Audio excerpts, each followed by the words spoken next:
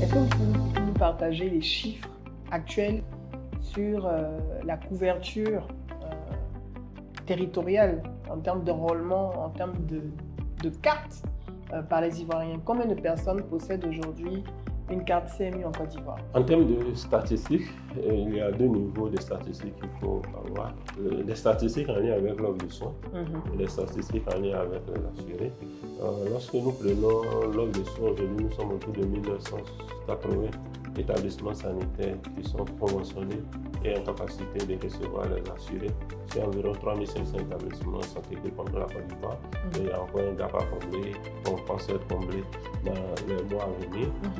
En termes d'officines privées, par exemple, il y a environ 500 officines privées qui sont conventionnées et les discussions sont en cours avec l'Union des pharmacies privées qui revendiquent 1200 officines privées pour que les 1200 officines privées soient intégrées dans le réseau de soins. Donc, c'est quelque chose qui va se faire. Officines privées, oui. C'est pour pharmacie? Oui, pharmacies privées. Les pharmacies privées qui vont être intégrées dans le réseau de soins. Du côté des assurés, selon les dernières statistiques communiquées par la CNAM, qui est responsable de l'enrôlement, on a un peu plus de 15 millions de personnes enrôlées. Oui. On est autour sur 30 millions d'habitants, donc autour de 51%. Autour de 7 millions de personnes, de cartes produites, avec environ 6 millions de cartes qui ont été distribuées, mais c'est des chiffres qu'on peut confirmer avec la CNAM. Donc, autour de 2 millions de personnes qui sont susceptibles d'utiliser les services de santé. Parce qu'il faut rappeler que la CMU est un régime contributif avec deux régimes. Le régime général des bases où les personnes assujetties payent une cotisation de 1000 francs par mois et par personne. Et le régime d'assistance médicale où la cotisation des personnes qui sont dans ce régime sont assurées par l'État. Donc pour avoir accès aux soins, il faut que les personnes soient effectivement en jour de leur cotisation. Voilà. Et donc c'est un des défis à relever. Donc aujourd'hui, nous sommes autour de 2 millions de personnes qui sont susceptibles d'utiliser les services de santé. Qui l'utilisent, est-ce que les stats démontrent qu'elles l'utilisent, on va dire, chaque mois par exemple? Les dernières statistiques que nous avons vues montrent qu'autour de 500 000 personnes ont utilisé les services de santé avec les cartes assurées en 2024, ce qui est un chiffre assez important. Dieu merci qu'il n'y a pas beaucoup de malades.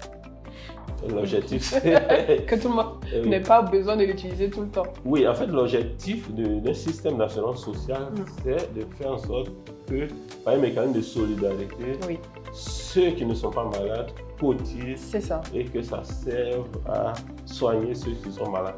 En fait, cette question-là m'amène à ouvrir une lucarne sur la question du caractère obligatoire de la couverture maladie universelle. C'est une question qui a été discutée beaucoup de débats.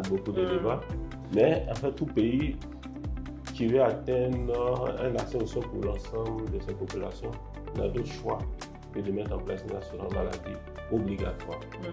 Parce que qu'est-ce qui se passe lorsque l'assurance est volontaire? Il y a deux catégories de personnes qui sont susceptibles d'adhérer à cette assurance lorsqu'elle est volontaire. Les personnes qui connaissent l'importance de l'assurance et les personnes qui sont susceptibles de l'utiliser, donc qui présentent des problèmes de santé. Et donc la conséquence sera que ce système d'assurance risque de ne pas être viable.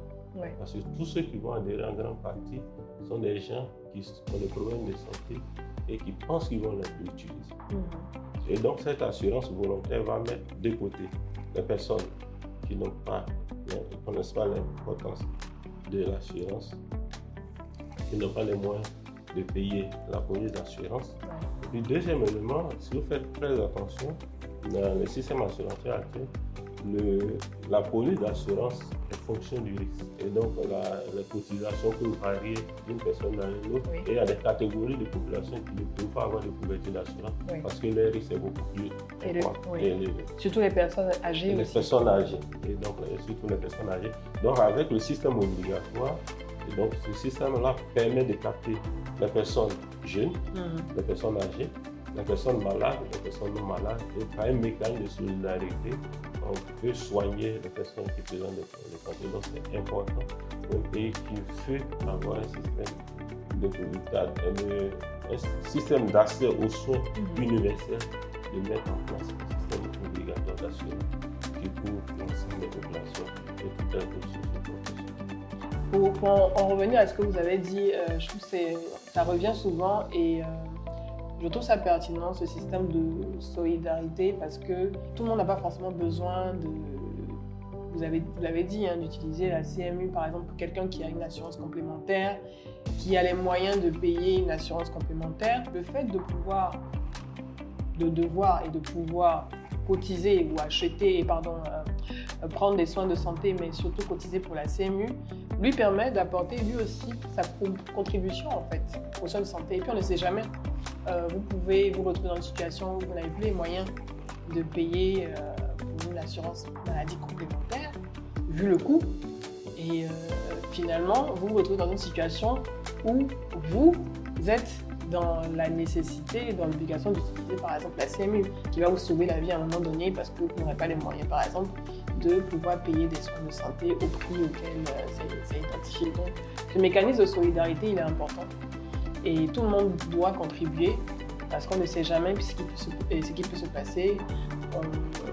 La vie nous réserve beaucoup de surprises aussi. Donc, mécanisme de solidarité où chacun participe à sa manière, 1000 francs par mois pour protéger notre famille et tout. Je pense que c'est vraiment nécessaire.